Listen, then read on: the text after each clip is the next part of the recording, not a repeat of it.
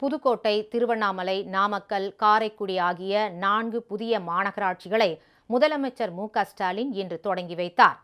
தமிழ்நாட்டில் புதுக்கோட்டை, திருவண்ணாமலை, காரைக்குடி, நாமக்கல் ஆகிய நகராட்சிகள் மாநகராட்சிகளாக உயர்த்தப்படும் என 2023ஆம் ஆண்டு சட்டப்பேரவையில் அமைச்சர் கே.என். நேரு அறிவித்தார்.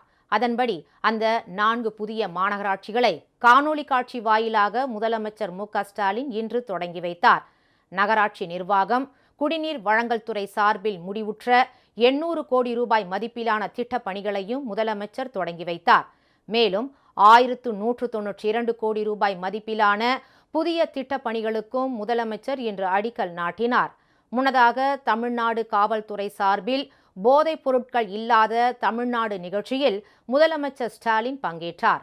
சென்னை பல்கலைக்கழகத்தில் காவல்துறை சார்பில் போதைப் பொருட்கள் இல்லாத தமிழ்நாடு விழிப்புணர்வு நிகழ்ச்சி நடைபெற்றது. இதில் போதைப் பொருட்கள் ஒழிப்பு குறித்து உறுதிமொழியை முதலமைச்சர் முன்னிலையில் மாணவ மாணவிகள் எடுத்துக்கொண்டனர். போதைப் பழக்கத்திற்கு உள்ளானவர்களை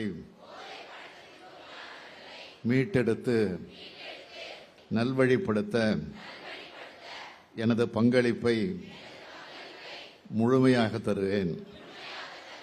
போதைப் பொருட்களை வேறறுக்க அரசுக்கு துணை நிற்பேன். உளமாற உறுதி கூறுகிறேன்.